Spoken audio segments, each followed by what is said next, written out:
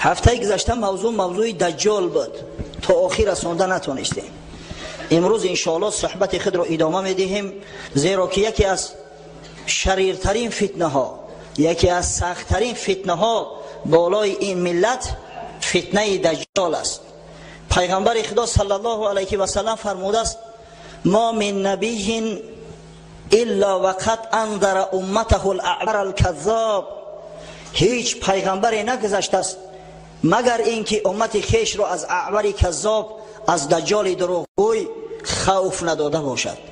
تمام پیامبران امتان خیش را از این بی سعادت، از این شریر البته خوف دادند. و حضرت صلی الله علیه و سلم گفت در یگان پیامبر قبل از من دجال خروج نکرده است. پس از این معلوم میگردد و آشکار می شود که خروج دجال در امت محمد صلی الله علیه و سلم است. پس آگاه باشید.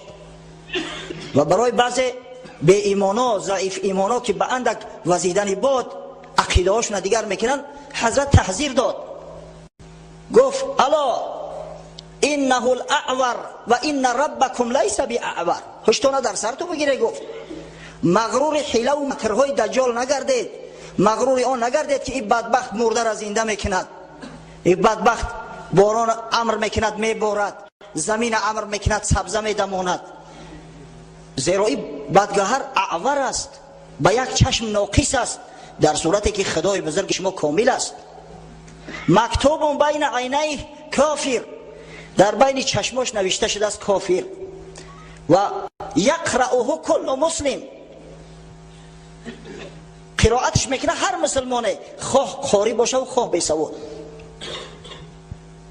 یعنی هر کسی که همون کافر را در بین دو چشم دجال خوانده نتونست، همه خودش دلالت به آن میکنه که مؤمن نبوده است. بسیار تحذیر داد پیامبر صلی الله علیه و سلم.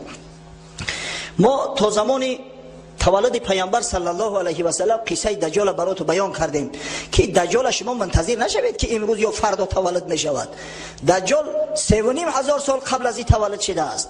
دجال عملی منفور و منحوس خیش را پنهانی کرده ایستاده است، توسط لاژه های مسانی، توسط سینگاگه های یهودی کار خود کرده است. هیچ چیزی نو نیست، نو پیدا نمی شود، بلکه الکی هست.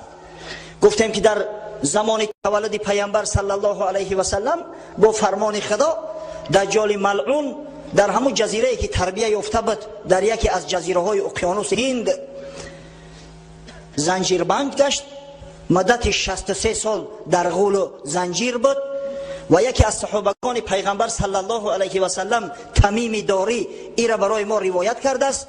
امام مسلم در صحیحش در قصه جساسه برامون بیان کرده است که چی نوع تمیم داری راه گم زد، در کشتی سوار بدن، به همه جزیره خارج گشتن و دجال با چشم خود دید و از زبان منحوس و منفور شنید که گفت من دجال هستم. و وقتی این سخن آورد به پیامبر صلی الله علیه و سلم رساند، حضرت انکار نکرد. برعکس بعد نماز بالای منبر برآمد. حضرت عادت نداشت که در غیر جمعه بالای منبر برآید، اما امروز بالای منبر برآمد.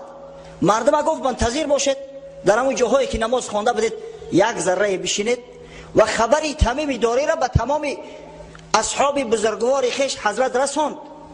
گفت دیدید همون تحذیر را من میدادم، من به شما تاکید میکردم، این تمیم داری شاهد حال است، به چشم خیش دیدستش.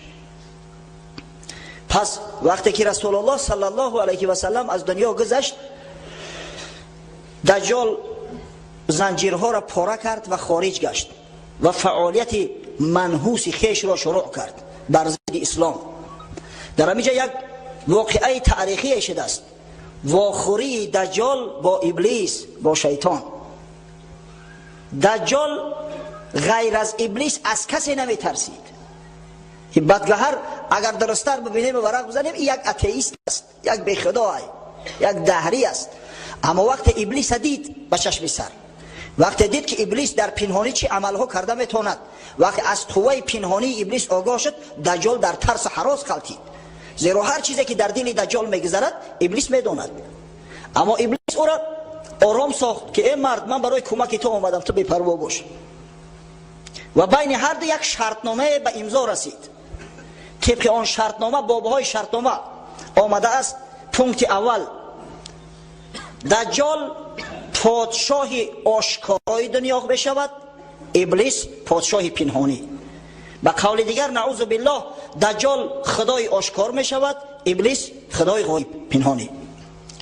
پونکت دوم، دجال برای کلا نیست کردن امت محمد صلی الله علیه و سلم تمام وسایل را استفاده میبرد و ابلیس در این جنگ کمک میکند به دجال.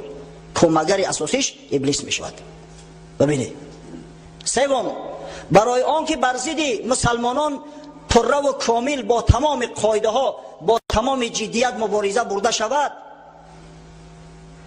دجال تمام یهودی ها را در هر کجایی که نباشند لشکری خود میگرداند و با لشکر یهود، لشکر جین و لشکر افریت ها کمک میکنند پنهانی.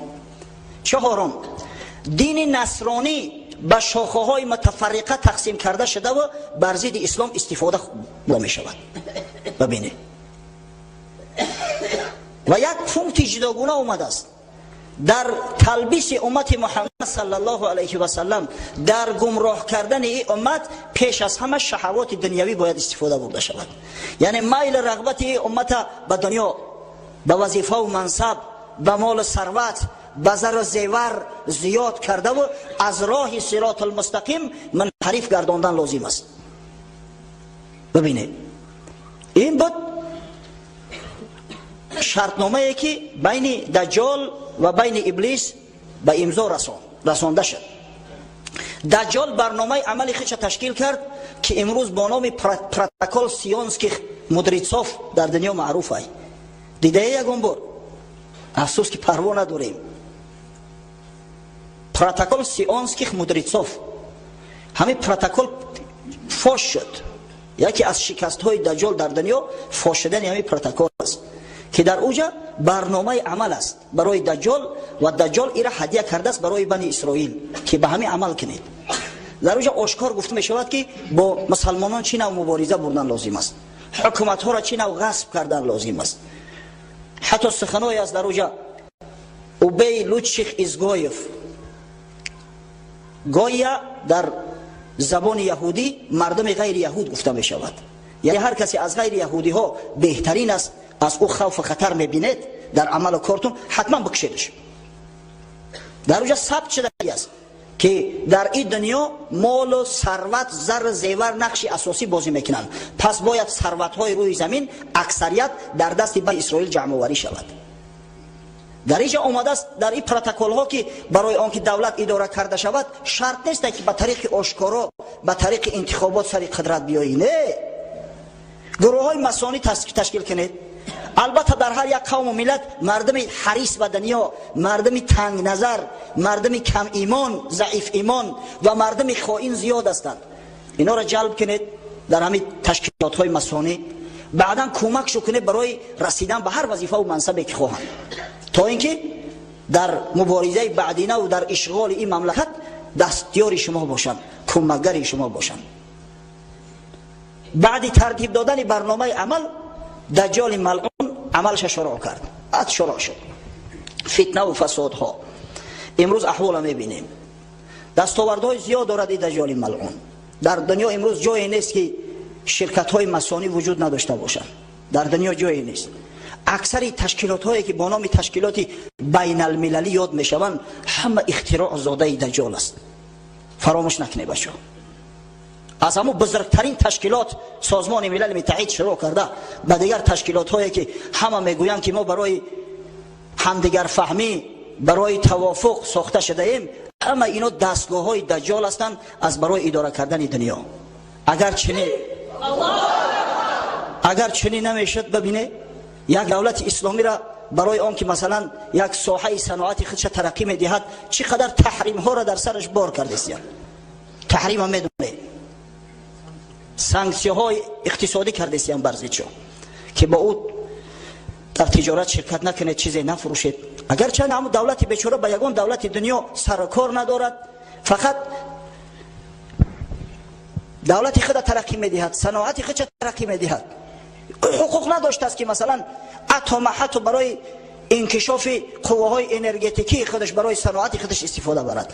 در صورتی که دولت دیگر کشتی‌های مردم آزادی دوست و بشر دوست را که به خاطر کمک بشر دوستانه به منطقه غزه که در احاطه گرفتار شده است میروند قتل میکنند، مردم بیگناه هم میکشند. اما بر ضد اینا یگان سانکسیون نیست، یگان تحریم نیست. همین خط روشنگر و بیانگر اساسی است بر اینکه دجال امروز حاکمیت بینهایت قوی دارد. اگر به یک لحاظ گویم که دنیا را ادارت میکند خطا نمیکنیم، زیرا ریچک های اساسی در دست دجال است. امروز خطر خروج دجال آمده ایستاده است که همون نشانه های قیامت سر بزنند دجال آشکار خروج میکند. نشانه های قیامت چی هم بچه ها؟ قبل از همه جنگ جهانی حتما میشود. حال جنگ سوم جهان گفتم مردم تعذیر میدن، علاج نیست. با این ظلمی که امروز در دنیا استوار گشته است، با این ظلمی که امروز آشکار است و نه سازمان ملل متحد نه یگان ساختار دیگرش هیچ کدام کوشش نمیکنن که همین ظلم را برطرف کنن، البته جنگ سوم جهان واقع میشه. ببینید دولت همسایه ما، دولت ازبکستان چه حقوقی معنوی داره که راهی را که ترانزیت است ببنده؟ همین خیلی حقوق کسی داده میتونه به او؟ نه. اما امروز ببینید ظالمانه راه بسته است، اندیشه نمیکنه که این قدر مردم مثلا به آذوقه میمونن، به مواد سوزشواری میمونن، میلیون ها آدم در عذاب در مشقت است، با آشکار میگه که غرض من غرض سیاسی است و کسی هم کارش نداره. عاقبت این ظلم ها البته که نمی جنگ نزاع و خرخشه است. پیغمبر خدا صلی الله علیه و سلم فرمود بین الملحمه و بین فتح المدینه ای قسطنطینیه 6 سنه و یخرج الدجال او یخرج الاعور الكذاب فی السابعه. فاصله بین جنگ جهانی و بین ضبط شدن شهر قسطنطینیه 6 سال است. در سال هفتم اعور کذاب یعنی دجال خروج میکنه، در سال هفتم. خب پس از این معلوم میگرده که این جنگ جهانی ملحمه البته واقع میشود. بعد این جنگ در ابتدا احوال مسلمانان به نهایت تنگ میشود که غیر از 3 شهر دمشق و شهر مکه و شهر مدینه تمام ممالک اسلامی در تصرف یهود میگذرد. با نام روم یاد کرده است پیغمبر، یعنی همون دولت غیر اسلامی را با نام روم یاد کرده است. یک دولت بزرگ بر ضد مسلمانان میشود، همون خیلی کریستاوی پخات اعلان میکنن. غیر همین 3 شهر 3 مرکز تمام ممالک اسلامی را مسخر میکنن. بعد از آن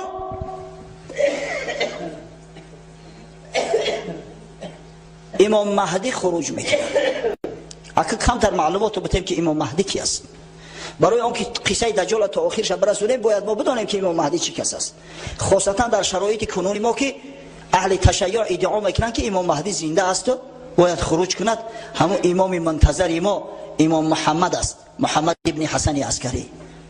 در صورتی که چنین نیست. امام مهدی فرزند زمان خود است. پیغمبر صلی الله علیه و سلم در بعضی احادیث گفته است که مهدی از فرزندان فاطمه است. بله، از ذریه علی و فاطمه است. نامش محمد است حتی اومده است در بعضی روایات. و این مرد از مدینه میگه خروج میکند و وقتی که در مدینه فتنه و آشوب زیاد میشود به مکه خارج میگردد. به خاطر حج انجام دادن در مکه شناخته میشود و مردم مسلمان با او بیعت میکنند. دیگر احوال به نهایت تنگ میشود. تصور کنید که امام مهدی یعنی همون محمد در همون عصر زمان ها نقش صلاح الدین بازی میکنند. صلاح الدین ایوبی را میدونه، قهرمان اسلام است، باید هر یک ما شما بدونیم.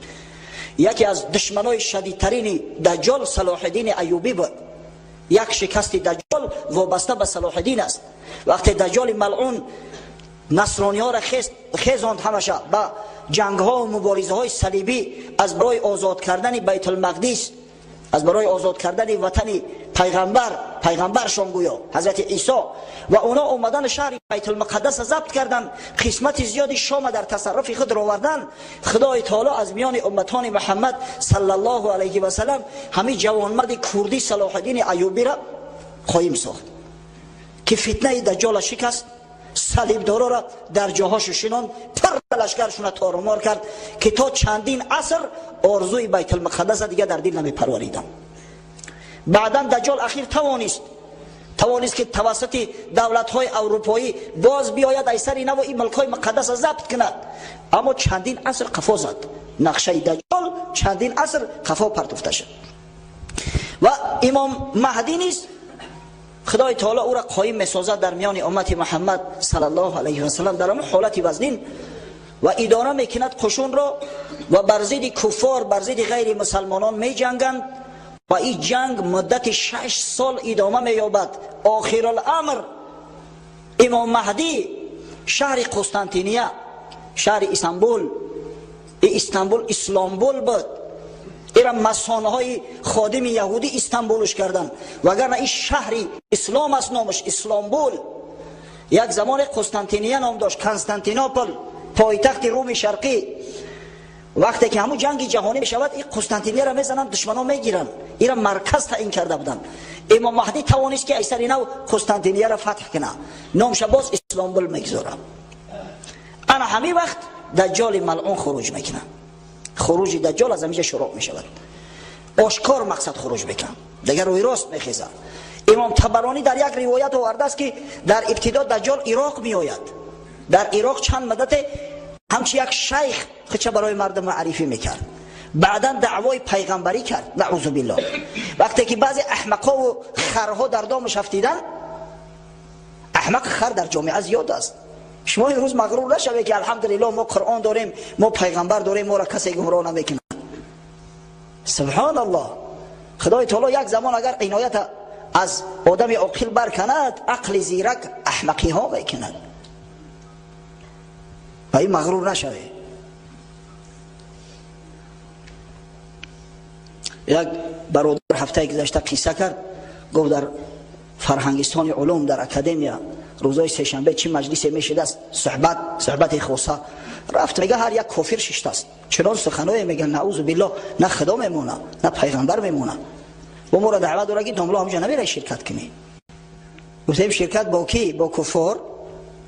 اگر این سخنا را گفتم من داشت نمیتم، قطعش ادعا و جنجال میشیم، بعد به شما وری بیناموسا چیکار کنیم؟ خیزم فیلسوفا همجا تای شتا بکشن ما را توقع بیاون، شما کفا تماشا کنید، بعد چی میشه احوال؟ در جامعه بسیار هستند دشمنای اسلام، خادمای دجال به نهایت زیاد هستند. اگر پرسش به ظاهر میگه الحمدلله مسلمان هستم، اما وقتی که خوب دقیق میسنجی چنان بغض و کینه نسبت اسلام داره که الهی توبه. خدا نگه دارد. الحمدلله که در این سرزمین رئیس جمهور مسلمان است، الحمدلله که سروران مسلمان هستند و مسلمانای محیب هستند، مسلمانای واقعی هستند و الهی کافرای روز اگر خروج کنن تلخمو میکفه. اگر ببینیم که چند فایده تشکیل میکنن، اینا زیاد هستند، عقیده های خودشون در میان مردم رایج میسازن و متاسفانه با ملای شرمنده یا را جنازه میکنن، با در معرکه هاشو شرکت میکنن. یعنی که همون تأثیر دجال امروز خیلی زیاد رسیده است به جامعه. خب پشت قصه خود میرویم بکن. یک عیده مردم نعوذ بالله به پیغمبری دجال ایمان میارن، بعد از او دجال ملعون دعوای خدایی میکنه، نعوذ بالله. این شخص دعوای خدایی نیز کرده است. الحال میخواهم یک حدیثی را از صحیح مسلم، یکی از صحیح ترین کتاب ها بعد قرآن عظیم الشان، به سمع شما برسانم به همون سخنهایی که پیامبر گفته است. زیرا در این مسئله ما متاسفانه سخنهای عوامانه زیاد داریم. چخیلی که بابای حاجی هفته گذشته اعلان کرد، گفت خرید دجال میگن در خر سوار بشه میویا. همین خیلی سخنها در بین ما زیاد است. حدیث به او خاطر به زبان عربی براتون میگم، با ترجمه البته، تا اینکه شما معلوماتی کامل و معلوماتی پره و صحیح داشته باشید. اگر پرسیدن که این از کجا میگوید، از کجا میدونید، گوید که این در صحیح امام مسلم آمده بوده است.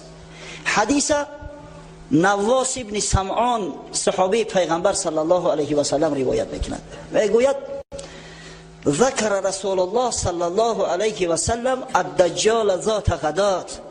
روز پیغمبر خدا صلی الله علیه و سلم ذکر دجال کرد، قصه دجال کرد. فخفض فيه صوته و رفع، اوش بعضا پس میکرد حضرت، بعضا بلند میکرد.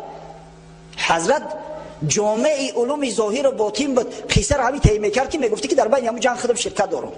گو آوازش پس میکرد، میگه گو بلند میکرد، حتی ظنناه فی طائفة نخل، میگه ما تلخ کف شدیم، ما گفتم این دجال ملعون اومده است در بین همون درختای نخل پنهان شدگی.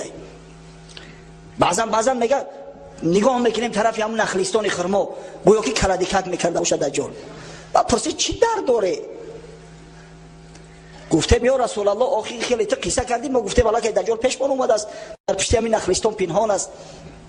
حضرت گفت غیر الدجال اخوفونی علیکم، من گفت برای شما از غیر دجال میترسم، ای دجال نه. این یخرج و انا فیکم فانا حجیجه دونکم، زیرا اگر در وقت حیات من این دجال ملعون و برویا، شما آرامه، همه مسئولیت در گردن من از جواب سوال اون ملعون من میتون. و این یخرج و لست فیکم فامرؤ حجیج نفسی، اما وقت برویا که من در بین شما نباشم، من به سوی رفیق اعلا رفته باشم، در اون صورت هر یک آدم مسئولی خودش است، هر یک آدم مسئولی خودش است. پیغمبر صلی الله علیه و سلم چرا گفت غیر دجال اخوفونی علیکم من از غیر دجال به شما از دجال دیده زیادتر میترسم.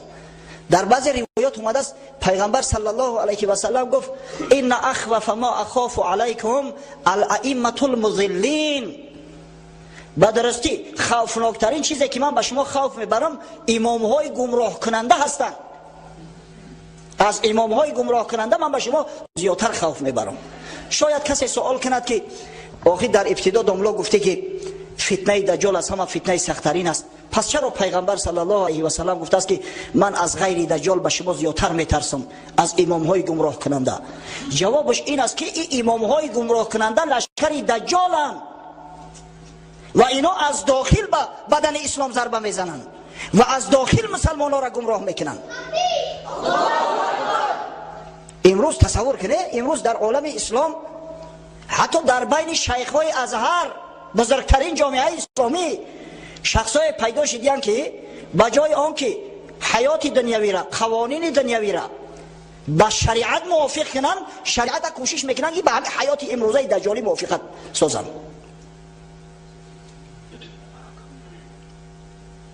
یک شیخ نوشته است با در اینترنت یا را پخش میکنن بچه‌ها، خطرش هم در همین است، زیرا از اینترنت مردم زیاد استفاده میبرن.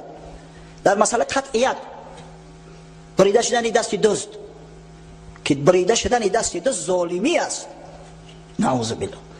دست دزد در وقتی میبری این گویا ظلم است، ظالمی است.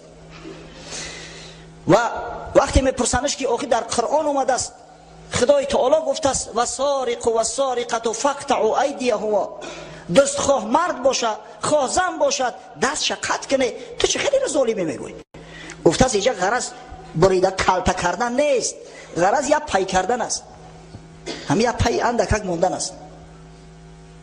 بعد با دلیل میاره که از قرآن، در قرآن خدای تعالی قصه یوسف علیه السلام وقتی میکند، در اونجا قصه بریده شدن دست زنهای مصری آمده است. اونو میگه دستاشون قطع نکردن کو، پره نبریدن، کلته نکردن کو.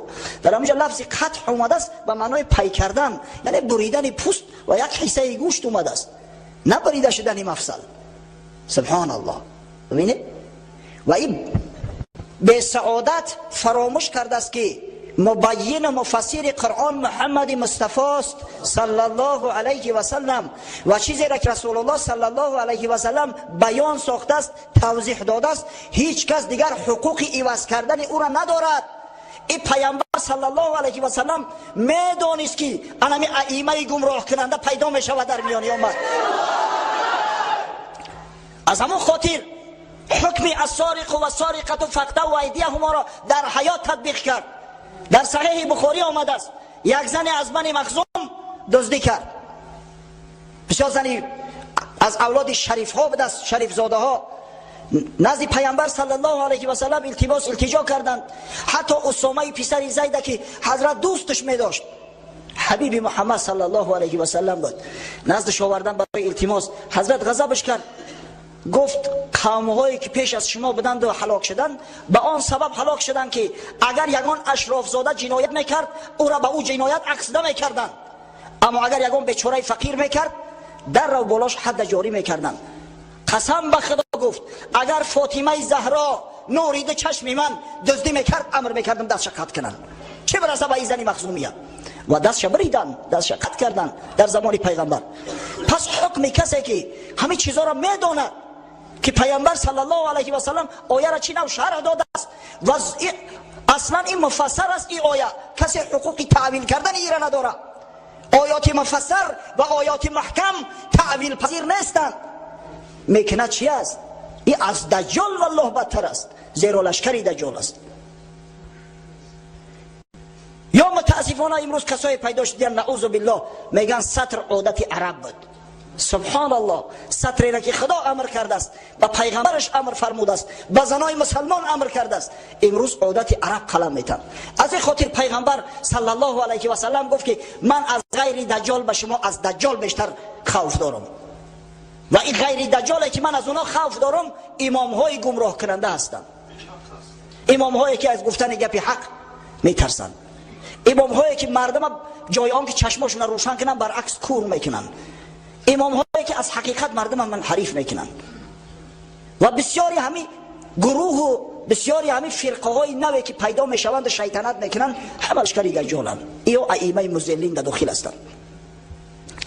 پس پیامبر صلی الله علیه و سلم گفت اگر دجال خروج کند،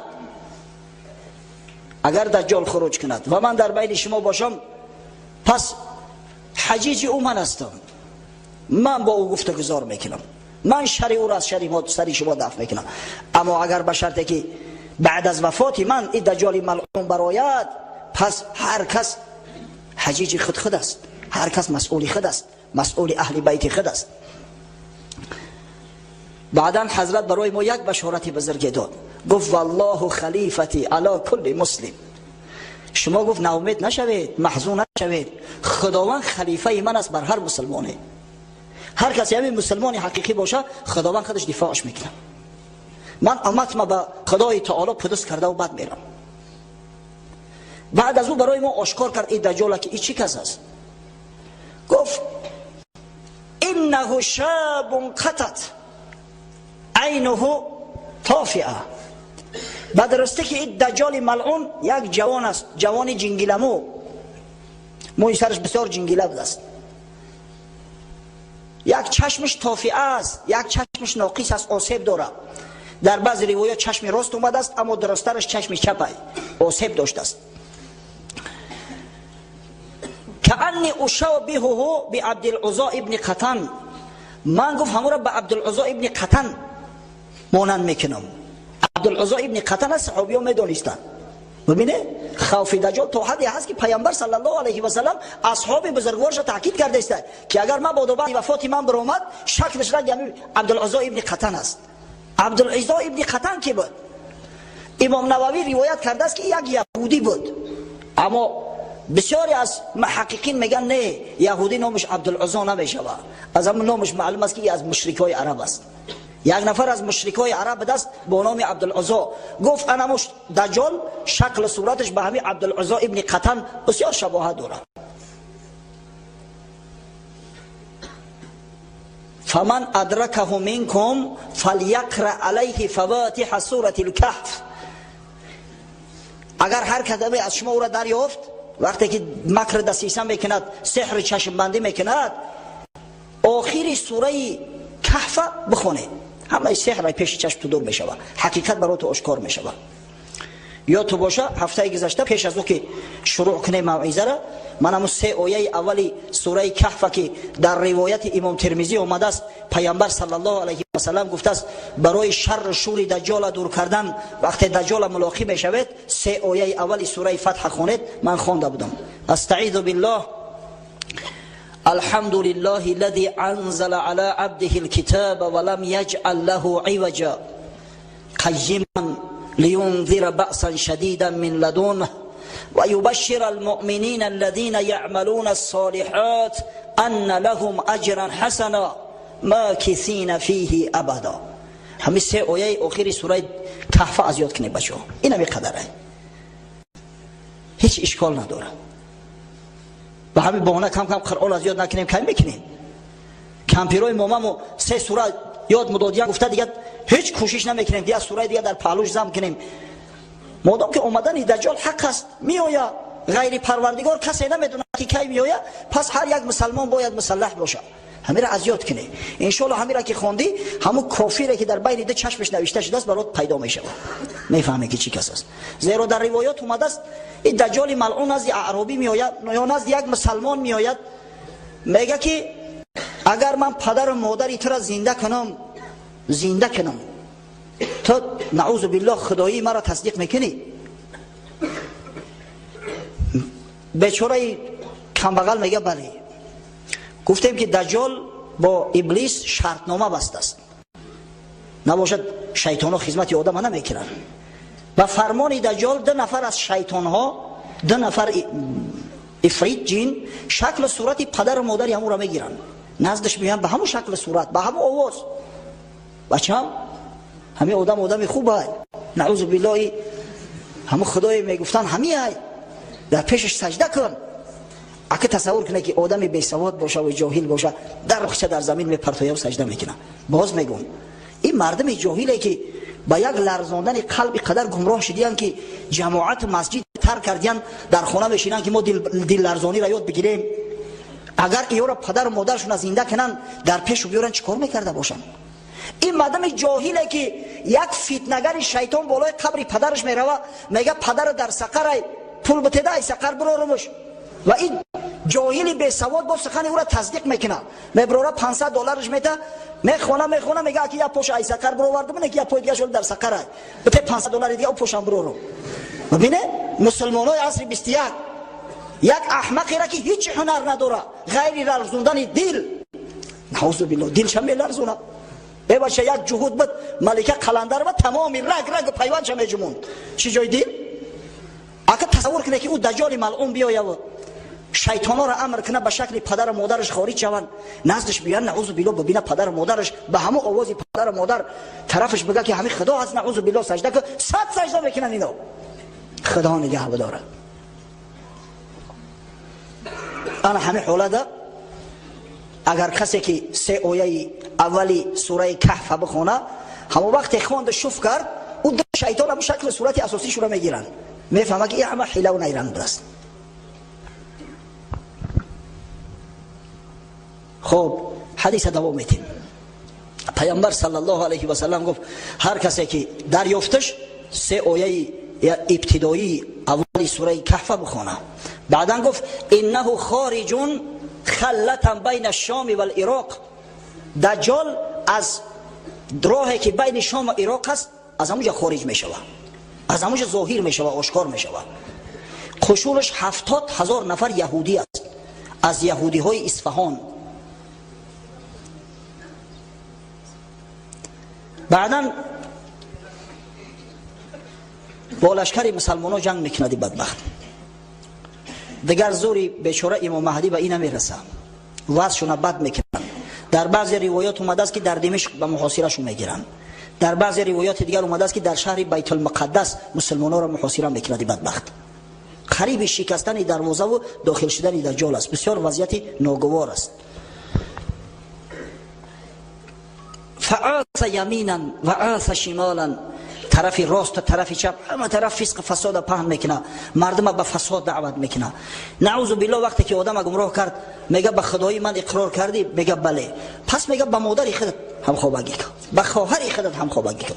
آهسته آهسته فسق فساد در جامعه به حد زیاد میشود که انسان ها مثل خرها در قد کوچه به هم دیگر میرسن، دیگه نه شرم حیا و چیزی نمیمونه. حضرت پیامبر صلی الله علیه و سلم گفت یا عباد الله فثبتوا، ای بندگان خدا پس ثابت باشه، مستحکم باشه که همه فتنه به سرتون میآید. وقتی این سخن گفت حضرت نواس ابن سمعان میگه که سوالش کردیم یا رسول الله و ما لبثه فی الارض، گفته به خانه سوخته در روی زمین چقدر زندگی میکنه، مقدار ایستادنش در زمین چقدر است، اینقدر دهشت که باشه. حضرت گفت در جواب 40 یوما، 40 روز، 40 روز، یوم کسنه و یوم کشهر و یوم کجمعه و سایر ایامه که ایامکم. یک روزش برابر 1 سال است، یک روز دیگرش برابر یک ماه است، روز سیمش برابر یک هفته است، 37 روزی باقی ماندهش مثل نمی روزای عادیتون. یک سال و یک ماه و خب یک هفته و 37 روز دیگه. این چند هفته میشه؟ قصه کوتاه چند ماه هم بگه میشه. مقدار سکونتش در زمین این قدر است. بعد حضرت نواس بن سمعان میگه سوالش کردیم، ببینه همین قدر تشنه علم بدن اصحاب بزرگوار پیغمبر که حتی در همین حالت حضرت واقعای دهشتناک براشون بیان کرده است، در فکر شریعت هستند. گفتن یا رسول الله فذلك اليوم الذي كسنا اتكفينا فيه صلاه يوم. گفتن ای پیغمبر خدا، همین روزی که درازیش برابر یک سال است، همین 5 نماز بخونیم کفایه میکنه؟ در یک شب و روز که 5 نماز ای، در همین روزی که برابر یک سال است ما 5 نماز بخونیم کفایه میکنه؟ حضرت صلی الله علیه و سلم گفت لا اقدر له قدره. گفت نه، تقسیمش کنی. یک 24 ساعت یک شب و روز حساب کنی، هر 24 ساعت شو در همین 24 ساعت خیلی که طبق عادت شما نماز بامداد میخوندید، نماز پیشین و شام و عصر و خفتن میخوندید، در همون ساعت ها خوانید. از همین حکم دانسته میشود احوال برادرای ما که امروز در مورمنسک هستند، در ارخانگلسک هستند، در جاهایی که مثلا شبهای سفید است، در خطبه ها زندگی میکنن، که احوال چی است؟ تلفن ما زیاد میکنن که دوملو بین شام و خفتن مثال میگم بین خفتن و بامداد 2 ساعت هیچ خیل کنیم. خیلی 2 ساعت باشه هیچ بکی نداره. 2 ساعت که باشه شما ان شاء الله دریاب میکنه. خفتن در اولی وقتش بخونه، 1.5 ساعت پس شما در اولی وقتش بخونه، 1.5 ساعت پس خفتن بخونه. حالا شما وقت در میوبه. ملک سرزمینایی هست که اصلا شب نمیشه، اصلا آفتاب غروب نمیکنه یا غروب میکنه و مقداری 10-15 دقیقه. در جایی که یک نماز دریافته نمیشود، اینا مثلا بعد شام خفتن نوشیده بامداد میشود، خفتن نوشیده فرض کردیم بامداد میشود، بعد شام مثلا 1.5 ساعت پس یا که 2 ساعت 1.5 ساعت پس بامداد میشود. چیکار باید کنن؟ انا 1.5 ساعت پس نماز خفتن بخونن، اگر چنده که صبح هم دمید است، بعد بامداد با میخونن. اما مملکت سرزمین هایی که همیشه روز است یا همیشه شب است، وقت دانسته نمیشود، ساعت تقسیم میکنی. مثلا به ملک نزدیکترینش میگیری، مثلا در سنت پتربورگ در ساعت 9:30 نماز شام خونده میشود، در ساعت 12:30 نماز خفتن، در ساعت 4 نماز بامداد. اگر مثلا یک برادر ما در جزیره های شپیتزبرگ باشه، در اونجا روزهای قطبی شروع شدیان، انا همین ساعت ها قطعی تقسیم کرده و نمازش خوندن میگیره. اگر چند روز ای در ساعت 9:30 یعنی ساعت 21:30 شام میخونه، در ساعت 12:30 خفتن میخونه، در ساعت 4 صبح بامدادش میخونه. حکم همی است. از کجا دانستیم؟ از حدیثی که پیامبر صلی الله علیه و سلم روایت کرده است، از رسول الله اینا دانستیم. خب دوام میتیم. بعدم پیامبر صلی الله علیه و سلم فتنه دجال برای اصحاب بزرگوار و در شخصیت ایشان از برای تمام ما و شما امتش بیان کرد. حضرت گفت فیأتی دجال علی القوم، این دجال ملعون پیش یک قوم میآید، فیدعوهم فیؤمنون به و یستجیبون له، دعوتشون میکنه که بیای شما نعوذ بالله خداگی مرا قبول کنه. این خانه سوخته وقتی که هم پدر و مادرشون از زنده میکند ایمان میارن به او و دعوتش اجابت میکنن.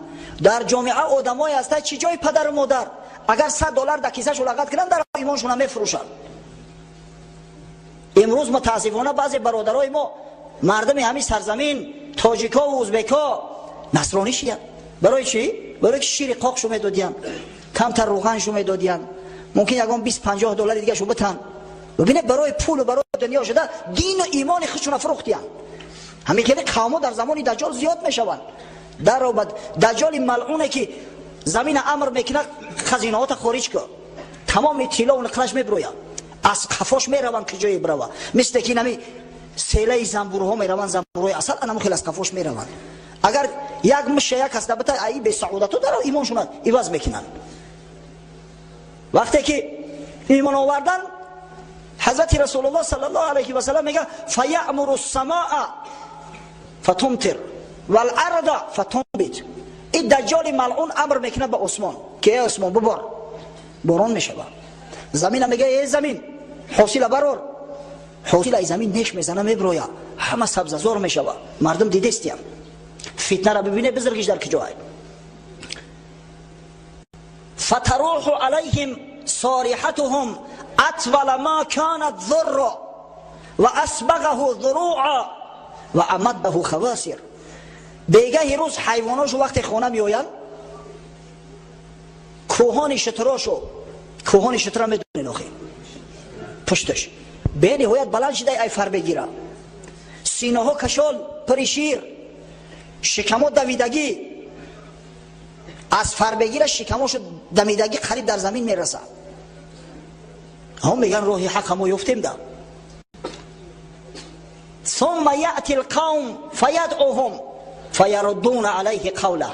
پیش یک قوم دیگر میآید، قومای مؤمن بدیان خدا را به خاطر مال و ثروت دنیا عبادت نمیکردیان، اینا را دعوت میکنه که بیای شما لشکری ما شید، شما هم در شیک ما داخل شوید. اما اینا قول شرط میکنن که گمشه تو اعوری کذاب هستی، ما تو را قبول نداریم. فینصرف عنهم فیصبحون ممحلین لیس بایدیهم شیء من اموالهم. وقتی که گپش نمیگیرن ترکشو میکنه، تمام مالاشون سیل ببره، مالا را گرگا میخورن، بیگاه روز میشه یگان مال به خونه بر نمیگرده، قحطی و خشکسالی در مملکت شو میشه. خدای تعالی ببینه که چی نوع امتحان میکنه بنده ها را. کسی که قبولش نکرد ببینه با استدراج این دجال ملعون احوالش اینه میخیل تنگ میکنه در دنیا.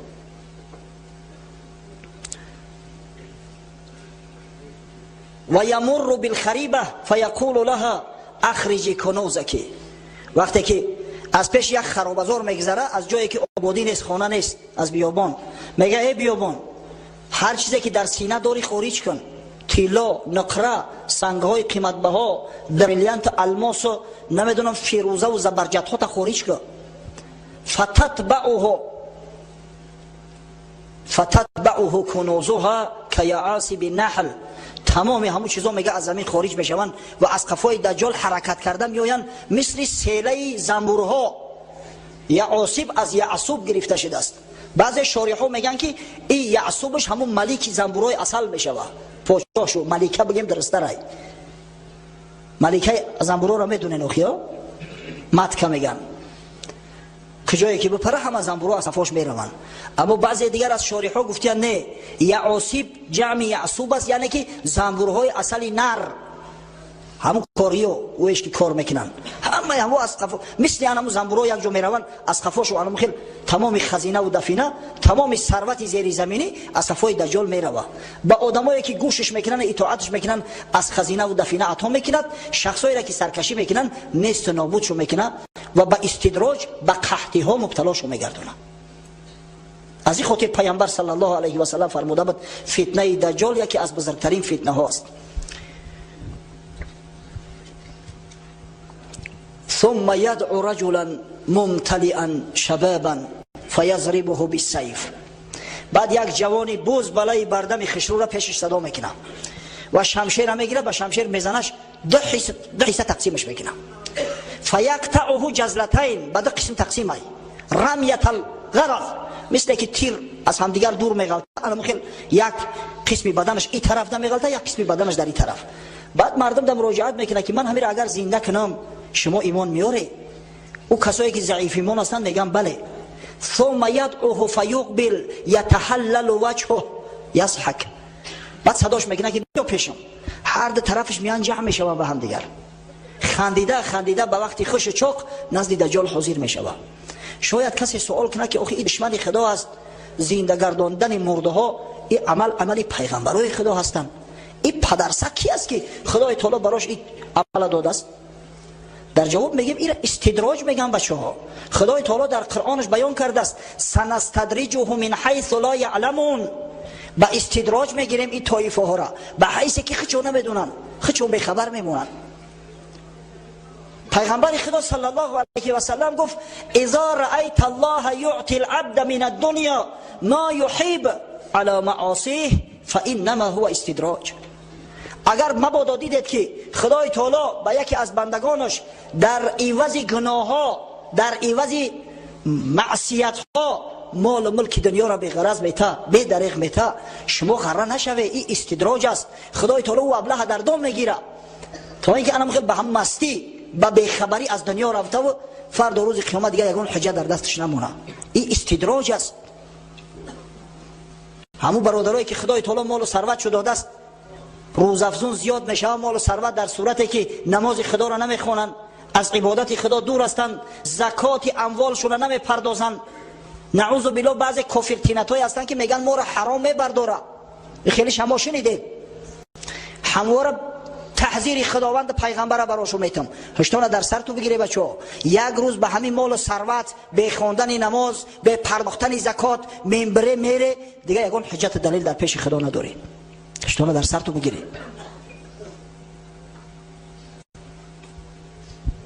این استدراج است. حضرت مولوی روم قصه میکنه در مثنوی شریف، آن یکی میگفت در عهد شعیب که خدا از من بس دیده است عیب، چند دید از من گناه و جرم ها و از کرم نگرفت از جرمم اله. در زمان شعیب علیه السلام یک به سعادت ادعا میکنه، میگه من هر قدر که حرام میکنم هم مالم زیاد میشوه. خدای تعالی هر قدر که عیب و گناه ما زیاد میبینه هم قدر در ثروتم افزایش میده. حق تعالی گفت در گوش شعیب در جواب او فصیح از راه غیب که بگفتی چند کردم من گناه و از کرم نگرفت در جرمم اله، چند چندت گیرم تو بیخبر در سلاسل مانده پا تا بسر. خدای تعالی به شعیب علیه السلام وحی فرستاد که به این احمق بگو که آیسته آیسته گرفته است مت خبر نداری.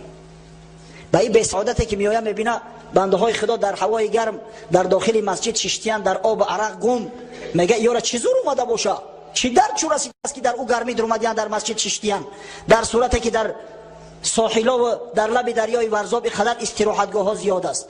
انمو طایفه را خبر که میگه چند چندت گیرم تو بیخبر در سلاسل مانده پا تا بسر، زنگی تو بر توست ای دیگ سیاه کرد سیمایی درونت را تباه. دلت زنگ زده است خبر نداری. وقتی مسلمان یک گناه کرد در قلبش یک سیاهی پیدا می شود.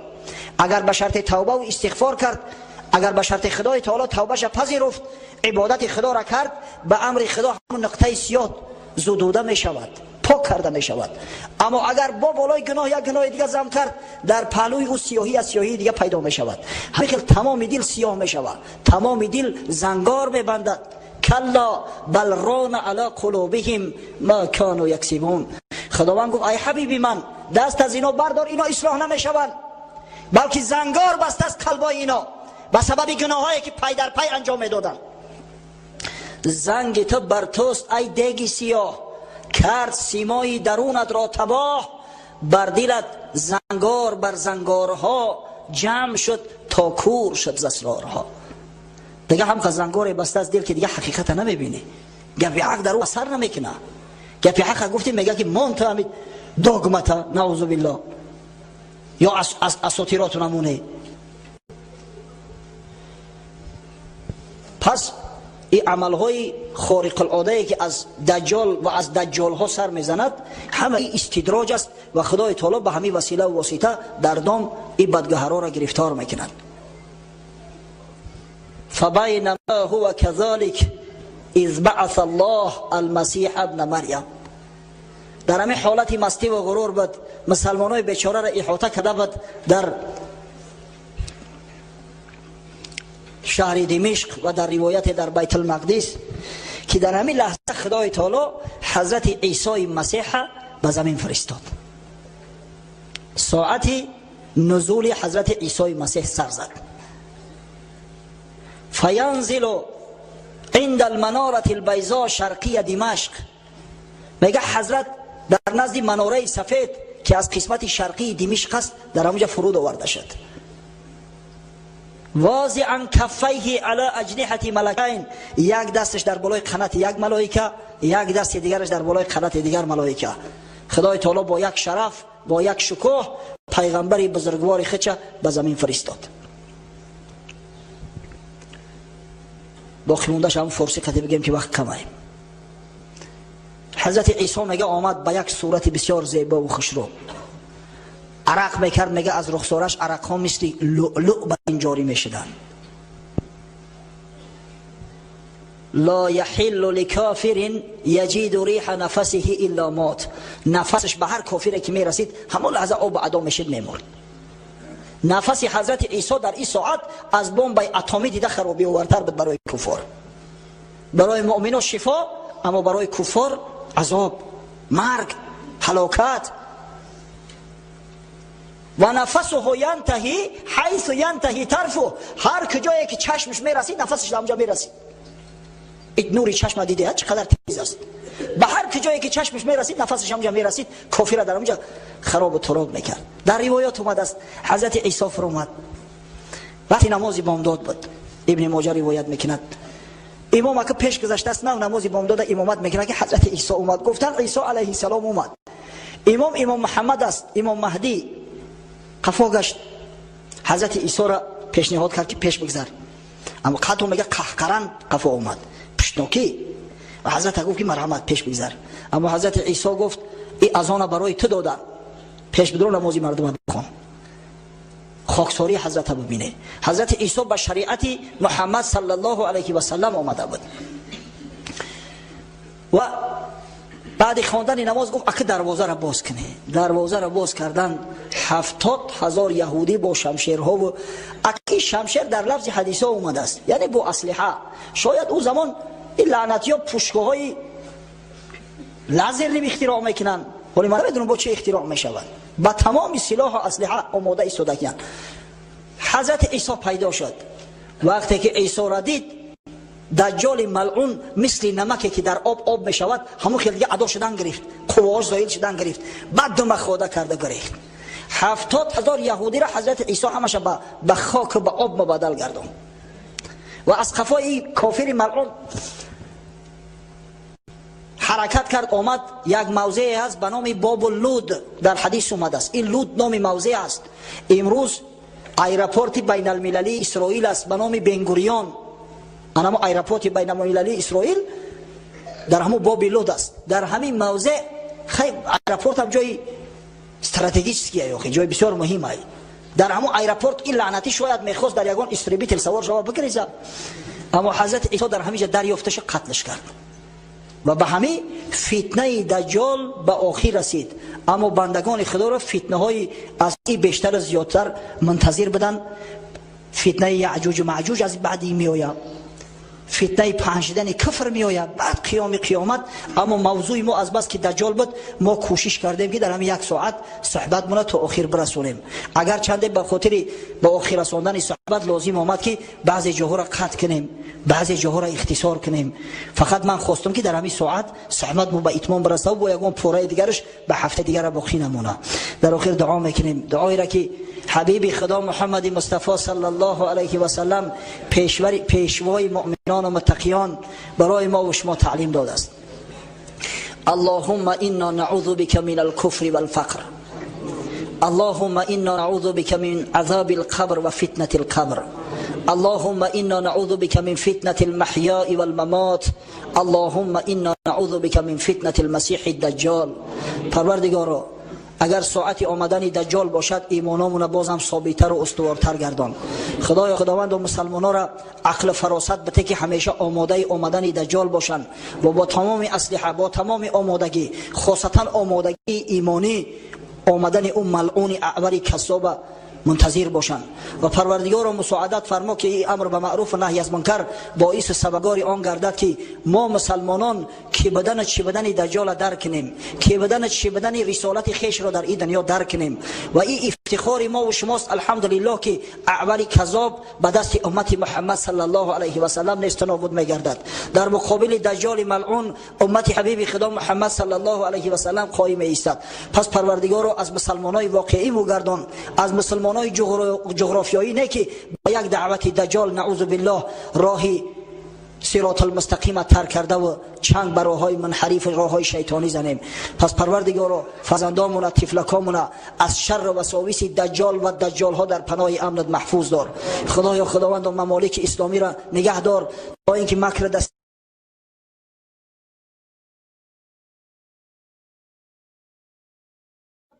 هیچی از هر کس دست دروازی میکنه.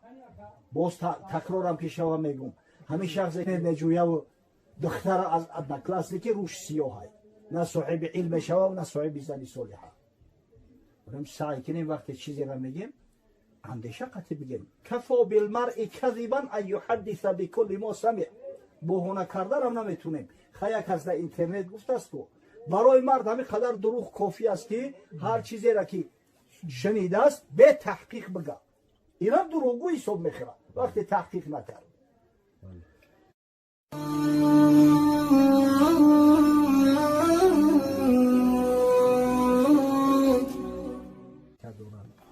اولا اظهار تسلیت میکنیم به فرزندای مرحوم.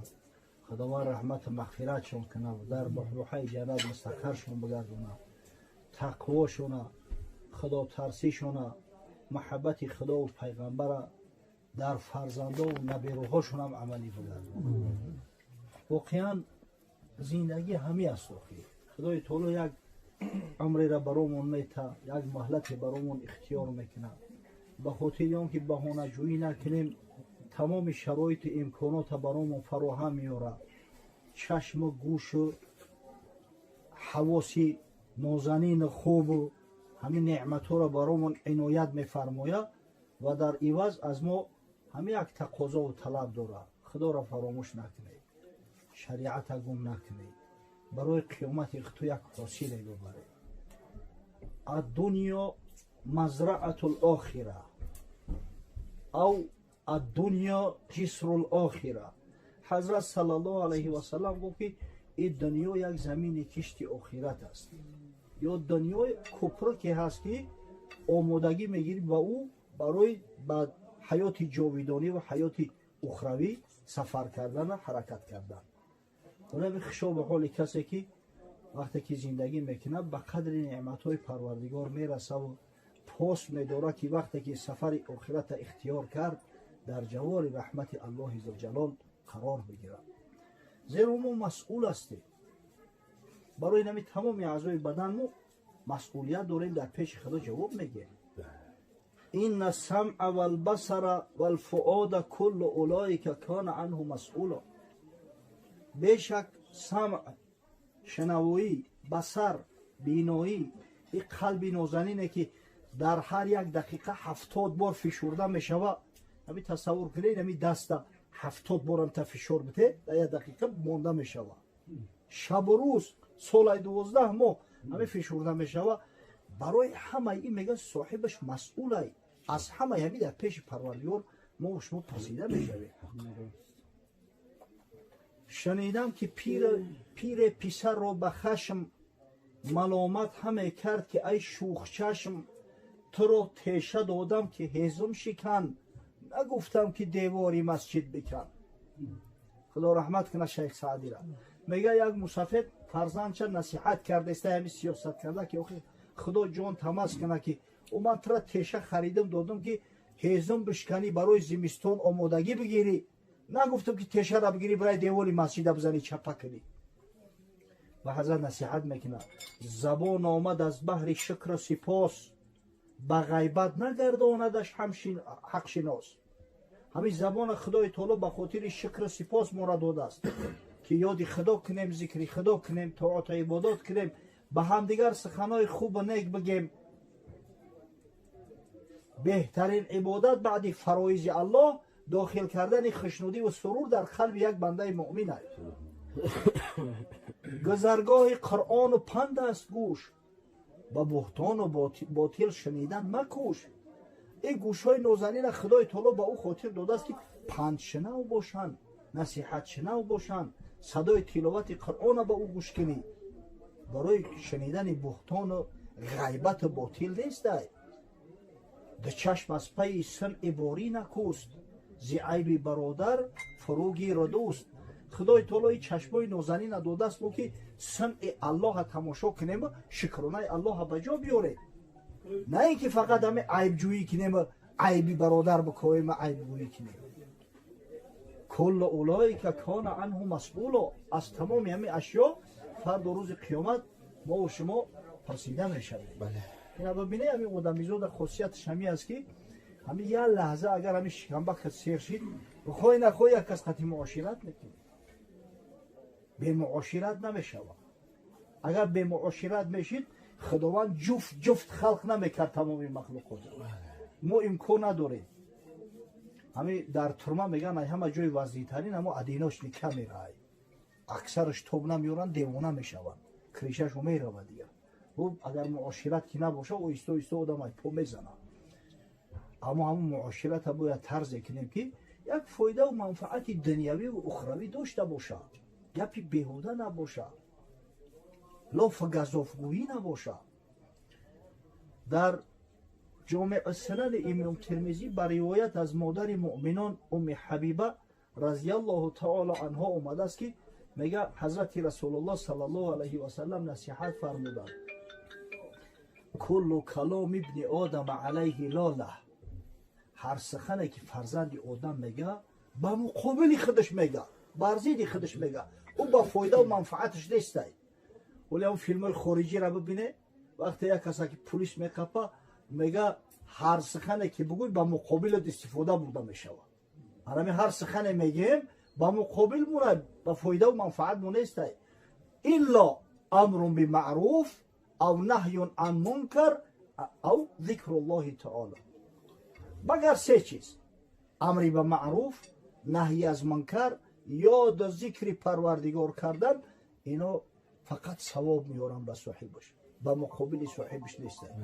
ولی الله اقل در این محفلای خیر در جای خوب کشیدیم، سعی تلاش کنیم که یک چند سخن هم که باشه از خدا و پیغمبر بگیم، پند نصیحت بزرگوار رو یک بار دیگر تاکید کنیم.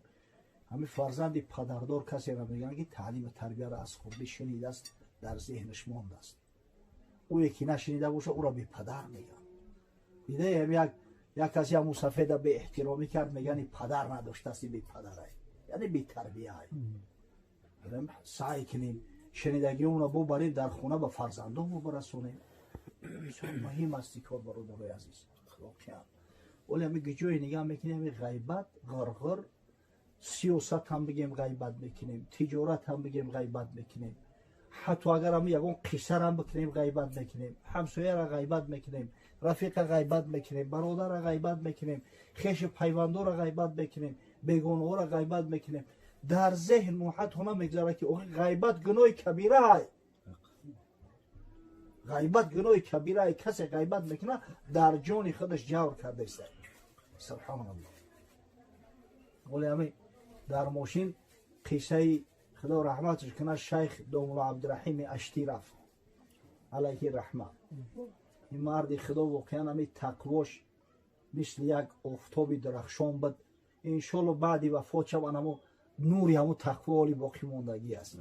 در تاریخ خیلی آدم ها بسیار کم میگذرن، شاید اکثر تو میشناسینش. کسایی که نمیشناسه آگاه هسته که همین روزای نزدیک خدا رحمت مغفرتش کنه در روسیه وفات کردن، آوردن در همینجا گوراندن شد. یک قصه عجیب از داملای مرحوم شنیده ایم، باور کنه بسیار بسیار الحال هم گفتنشم به مورد است و برامون یک پند نصیحت هم میشود. حضرت قصه کردن که در ایرپورت دبی ایستاده بودم، دو جوان نزدم اومدن، جوانای تاجیک. گفتن شیخ ما طالب علم، کمک ممکن اگر امکان علاج داشته باشیم. من میگم گفتم بچه من خیلی امکان علاج ندارم، شرایط ندارم، اما یک جایی میبرم تو که انشالله کمک تو میکنم. یک شیخ بد میگه همو این حضرت در همو پانگازی اشت بسیار یک مسجد یک مدرسه زیبا ساختگی کسایی دیدین میدونن به نهایت زیبا با تمام شکوه و شهامتش. میگه گرفتم طالب علم را همراه نزد شیخ رفتیم،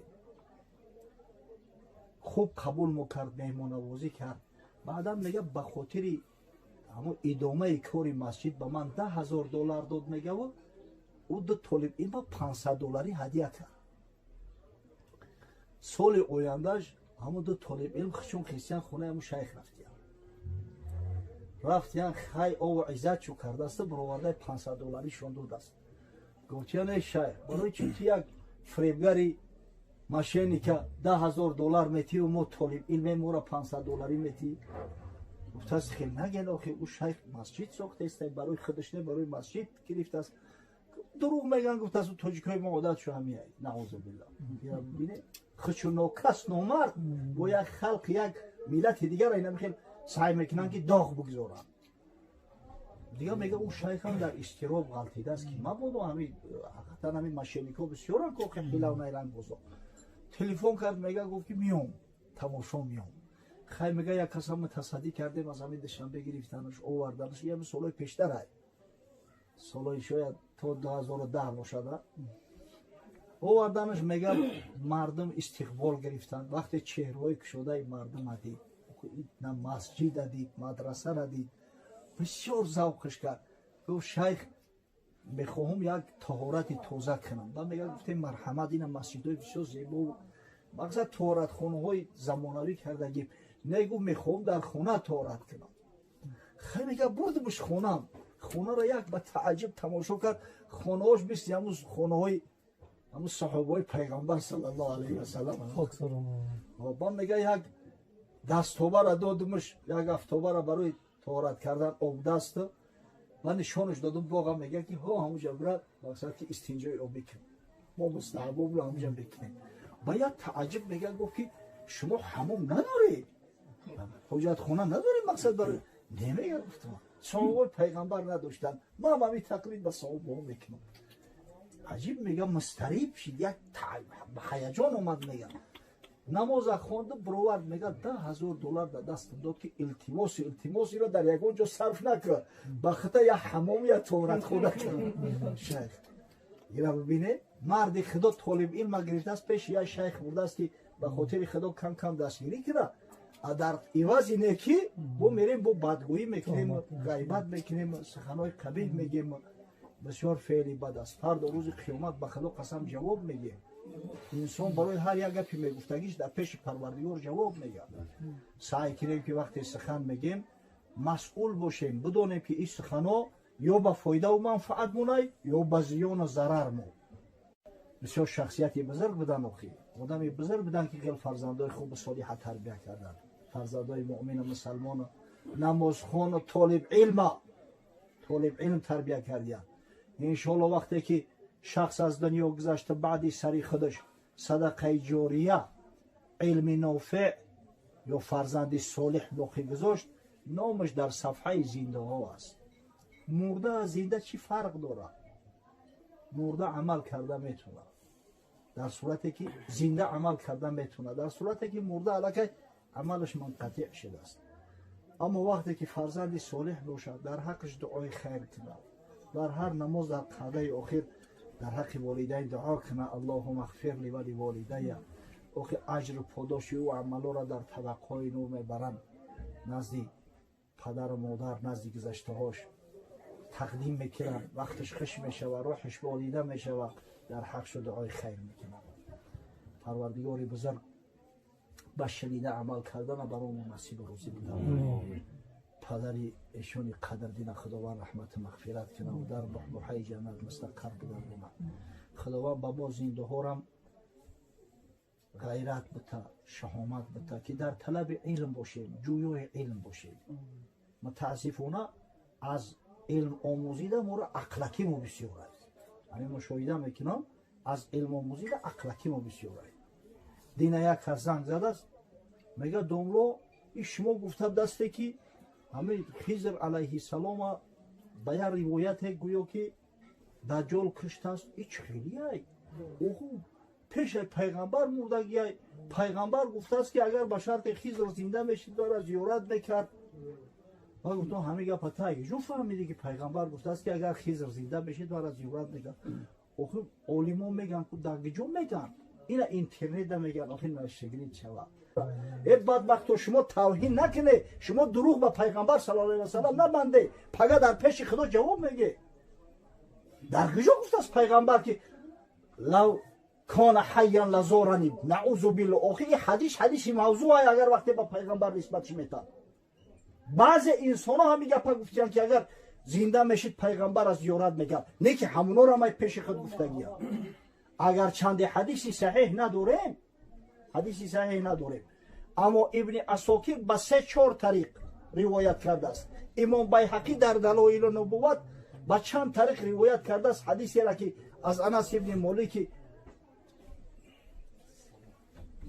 باره میگه حضرت صلی الله علیه و سلم همراهمون در مسجد بود منتظر فرض بامداد بودیم. از یک گوشه مسجد صدا یک دعای به گوشمان رسید. شخص با آب دیده دعا میکرد اللهم اعنی علی ما ینجینی مما خوفتنی.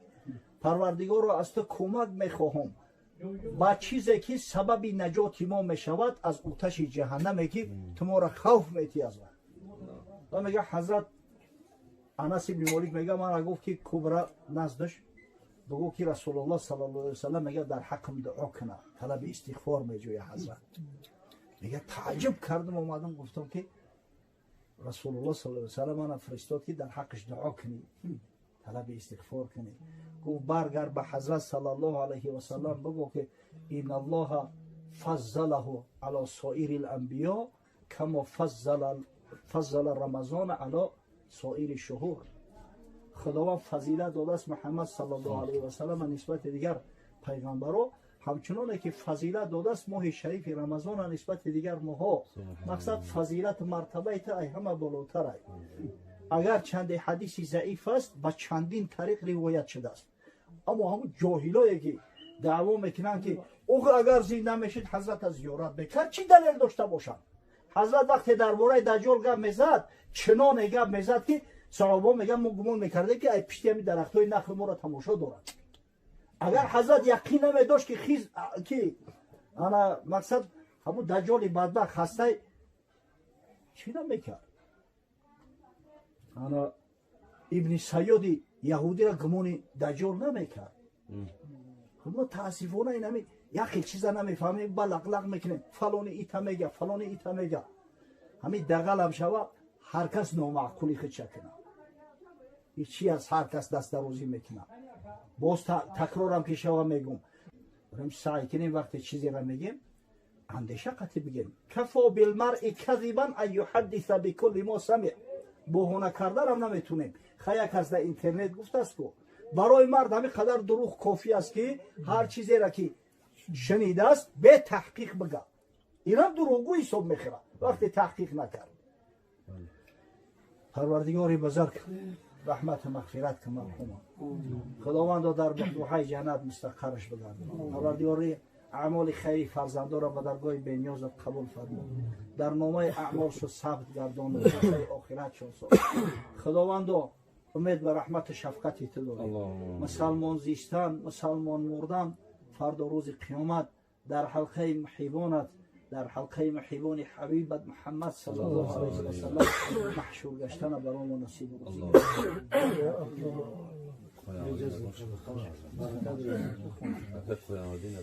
أعوذ بالله من الشيطان الرجيم. بسم الله الرحمن الرحيم. وأنفقوا مما رزقناكم من قبل أن يأتي أحدكم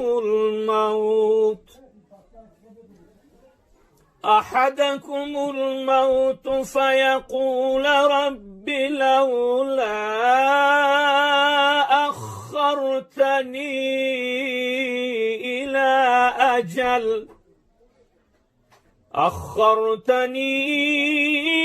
إلى أجل قريب فأصدق وأكن من الصالحين ولن يؤخر الله نفسا إذا جاء أجلها والله خبير بما تعملون صدق الله العظیم. مرده را گر تو بینی مردنت را یاد کن، دل زی دنیا برکن و عقبای خود آباد کن. با مردن هیچ کس شاد مشو، زیرا که تو هم با وقت خود مرده شوی. باورم نیست پدر رفته و خاموش شدی، باورم نیست پدر رفته و خاموش شدی. ترک ما کرده و به خاک هم آغوش شدی.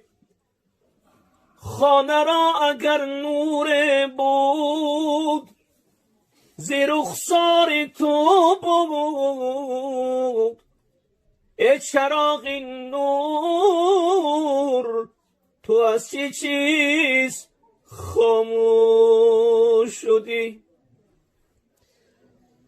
تو روز می روی در خاک مگر بنده خبر داری؟ تو روز می روی در خاک مگر بنده خبر داری؟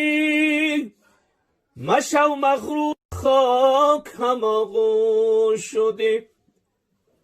خانه را اگر نور بود ز رخسار تو بود، ای چراغ نور تو از چه چیز خاموش شدی؟ تو روز می روی در خاک مگر بنده خبر داری؟ تو روز می روی در خاک مگر بنده خبر داری؟ مشو مغرور آن عمری که دو روزه بسر داری. برفتن شاه و درویشان از این دنیا بس گریان. برفتن شاه و درویشان از این دنیا بس گریان. مخن بسیار بهوده تو هم روز گذر داری. مخن بسیار بهوده تو هم روز گذر داری. شب فرصت غنیمت دان بکش در طاعت خالق، که فردا روز محشر در بیابان شور و شر داری. مباش امین که سیم و زر تو را نفع می کند در خاک. چی سود از سیم و زر دوست کفن در خاک پسر داری. شب عمرت به غفلت رفت، شب دیگر خدا داند. شب عمرت به غفلت رفت، شب دیگر خدا داند کی مخزی نمخزی چی اومدی سحر داری چی مخزی نمخزی چی اومدی سحر داری انیس کو یارو دوستانت همه در خانه خاک انیس کو یارو دوستانت همه در خانه خاک تو هم روز از آن خانه به آن خانه سفر داری تو هم روز از آن خانه به آن خانه سفر داری تو روز میروی در خاک مگر بنده خبر داری مشو مغروری آن عمره که دو روزه بسر داری خدا کند که ریزایم فقط ریزای تو باشد هوای نفس نباشد هوای تو باشد یا رب زیدری تون چی منی گدا میخواهم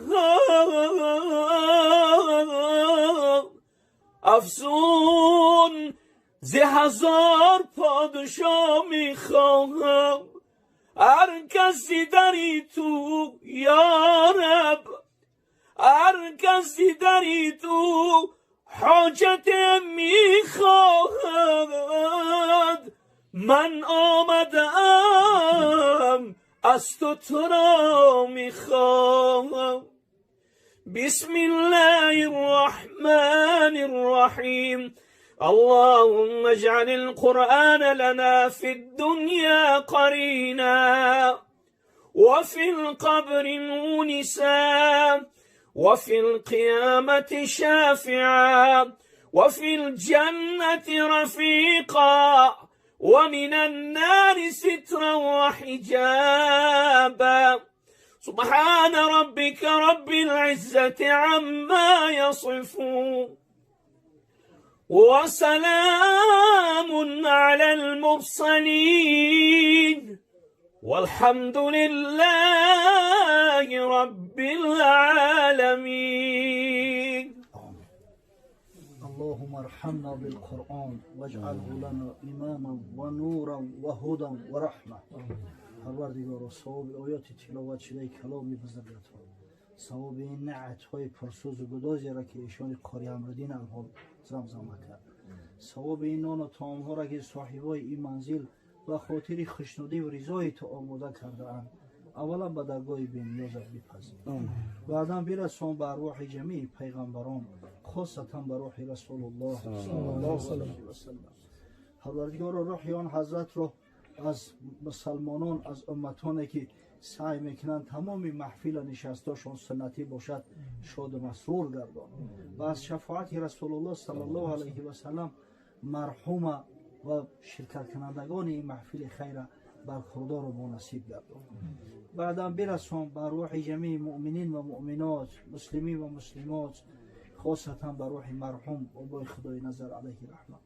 خدای رحمت مغفرتش کن پروردگارا در بحبوحه جنت مستقرش گردان خداوند فرزنده و نوه‌هاش از جمیع بلا و آفات حفظ کن فرزندای صالح کامل محب خدا و پیغمبر به وایه برسون خداوند در منزل فرزنداش فیض برکات خویش را نثار فرما پروردگار و عاقبت امور مون به خیر انجام ده که در هر حالت وضعیت باشیم مرگ فراموش نکنیم و یاد مرگ باشیم زیرا این مرگ آمده نیست در هر کدام ما را میکوبد انشالله شخصی که مرگ فراموش نمیکند خدا را فراموش نمیکند البته که به کلوار نمی رود، به توشه نمی رود.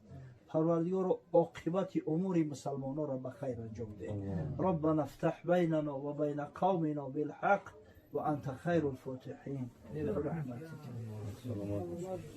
همون صحبت گفت که بعد حضرت انس میگه نزد رسول خدا صلی الله علیه و سلم اومدم خبر را رسوندم. حضرت میگه به اصحاب مراجعت کرد، گفت که میدونین که کی بود؟ گفتن نه. گفت این خضر علیه السلام در مسجد نبوی. این روایتی که در سنن امام در امام بیهقی را در دلایل نبوتش آورده است، ابن عساکر در تاریخ دمشق. این دیگه همه گبزن شده است و هر کس حجت یاب شده است و دلیل یاب